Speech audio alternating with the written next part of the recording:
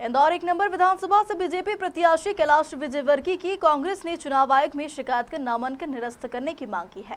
दरअसल 30 अक्टूबर को कैलाश विजयवर्गीय ने अपना नामांकन दाखिल किया था, जिसमें शपथ पत्र में उन्होंने अपराधों की जानकारी तो दी है, लेकिन उसमें एक लाइन भी जोड़ दी कि बीजेपी का राष्ट्रीय महासचिव होने के नाते देश भर में कभी भी मेरे ऊपर और कोई भी मामले दर्ज हो सकते हैं जो मेरी जानकारी में नहीं है। वहीं कांग्रेस ने पश्चिम बंगाल में कैलाश विजयवर्गीय के ऊपर दर्ज मामले को छुपाने का आरोप लगाकर चुनाव आयोग में शिकायत की है।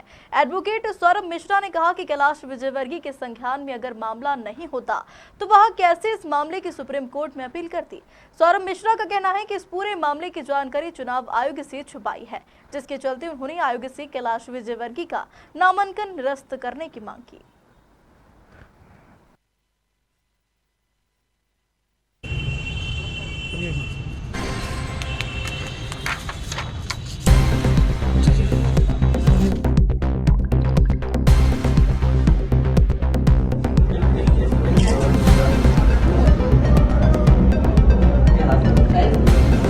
विधानसभा में कैलाश विजयवर्गीय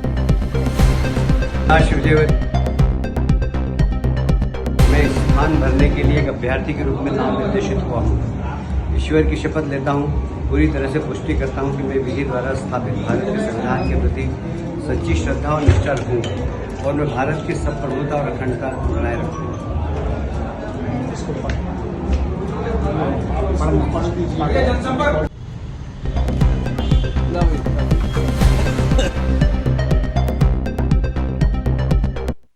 वर्गीय के लिए कंप्लेंट की गई है, क्या कुछ मामला है? देखिए, फॉर्म की आज समीक्षा का डेट था, स्क्रूटनी थी आप फॉर्म की। हमें भी बुलाया था, क्योंकि हम संजय शुक्ला जी का फॉर्म भरा है, हमें भी बुलाया था।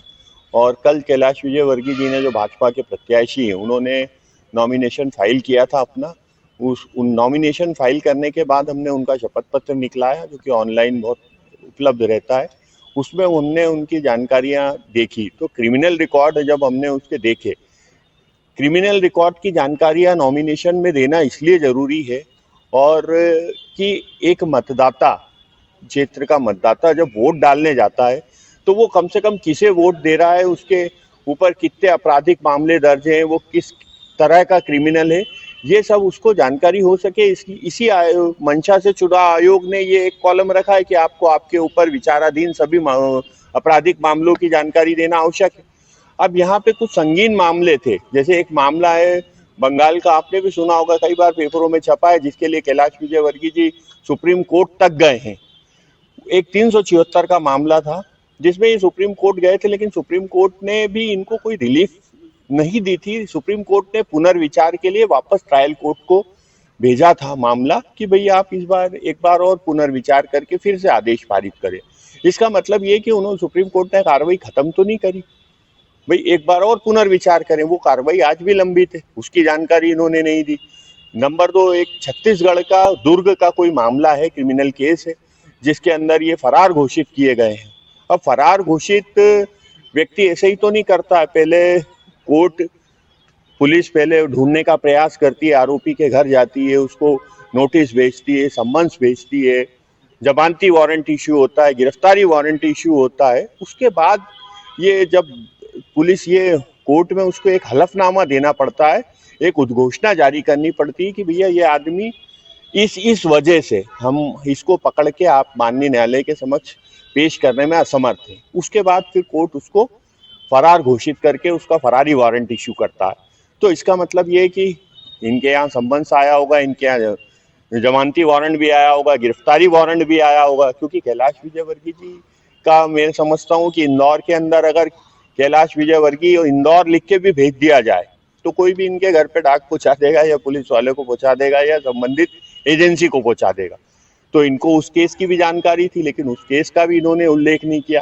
ऐसे कई केस हैं, ये 2 केस तो हमारे संज्ञान में थे, हमारे पास इनका रिकॉर्ड था, हमने रिकॉर्ड समेत शिकायत करी है। ऐसे कई केस हैं जिनकी इन्होंने जानबूझ करके अपने फॉर्म में जानकारी नहीं दी। इसीलिए इन्होंने, आपने अगर इनका फॉर्म देखा हो तो आपराधिक विवरण दिया, उसके नीचे लिखा है कि चूंकि मैं भारतीय जनता पार्टी का राष्ट्रीय महासचिव हूँ, मैं देश के जगह जगह जाता हूँ, चुनाव प्रचार में जाता हूँ, इसलिए कहीं अगर आपराधिक मामले मेरे ऊपर पंजीबद्ध हुए भी होंगे तो उसकी मुझे जानकारी नहीं है। मतलब हुए हैं ये सही है, लेकिन जानकारी नहीं है, वो अननोन बन गए वो। तो ये एक जो आदर्श चुनाव आयोग का जो आदर्श आचार संहिता का और चुनाव आयोग की जो एक फॉर्म भरने की निर्धारित प्रक्रिया उसके विरुद्ध है। और इसके अंदर सुप्रीम कोर्ट के कई साइटेशन है जो हमने हमारे शिकायती आवेदन में साइटेशन कोड भी किए हैं, जिसके आधार पे फॉर्म निरस्त भी हो सकता है।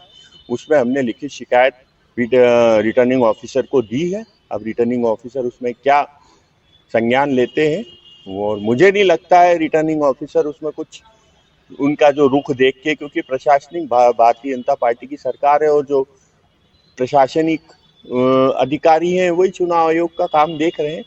लेकिन हमको जरूरत पड़ेगी तो हम न्याय के लिए उच्च न्यायालय और उच्चतम न्यायालय तक जाएंगे।